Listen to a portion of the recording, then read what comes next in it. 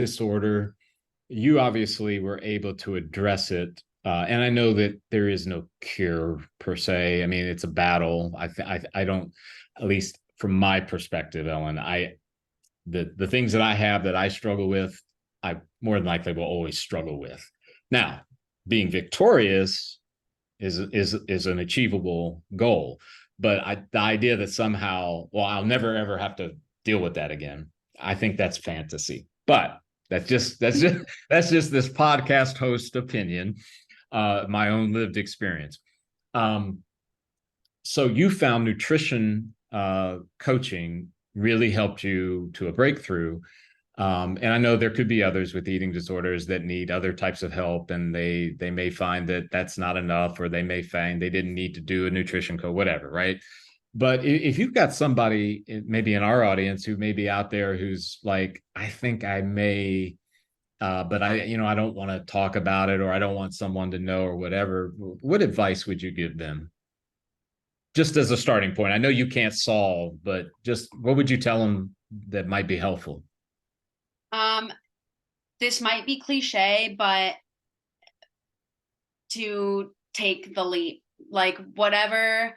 I mean, unless you're telling me, if you're saying that they have some sort of inkling, like, I think this might be helpful, but I'm kind of scared to take the jump, I would always say just try, because that was kind of how I felt for a long time. Like, do I really want to like waste my time and money and energy trying another like person who's supposed to help me with my nutrition? Right. And at the end of the day, the road to recovery is not linear, and you're likely not going to get it right on the first try, but you're just prolonging it by not trying at all. I'm smiling, Ellen, because there is a guy by the name, and I always mispronounce his name, so I'm sorry. His name is, I think it's Jocko Willenick, I think is his name. He's a former Navy SEAL. That's always what I remember about him. And I was watching this clip of him basically outlining kind of to what you said.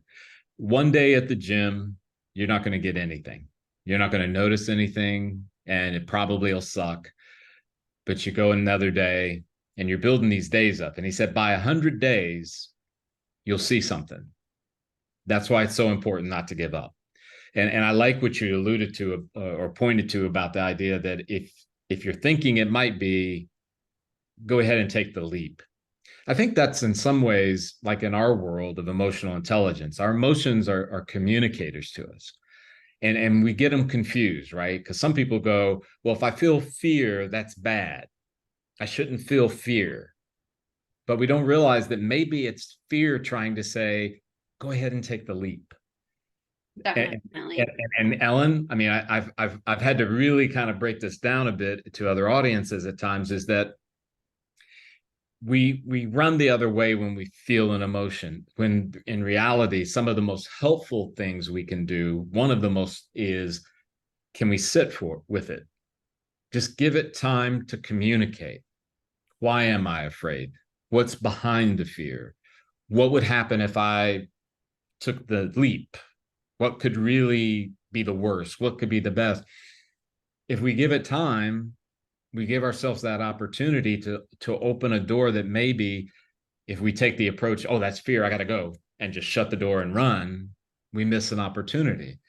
So I find that's just fascinating. So Yeah, and go I ahead. would love to add something to that. And I think this goes for people, both people who are trying to get out of a bad cycle with, having a bad relationship with food, whether that be overeating, undereating, or just generally being unhappy with their body. Um, I just think that a lot of the fear comes from knowing that to make change, you have to change. And I think that's really scary for a lot of people. Like, can I form these new habits? Or, you know,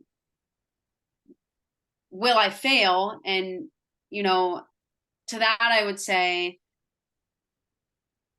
even if you don't get the exact outcome you hope for, you're still growing and changing and evolving from just like attempting.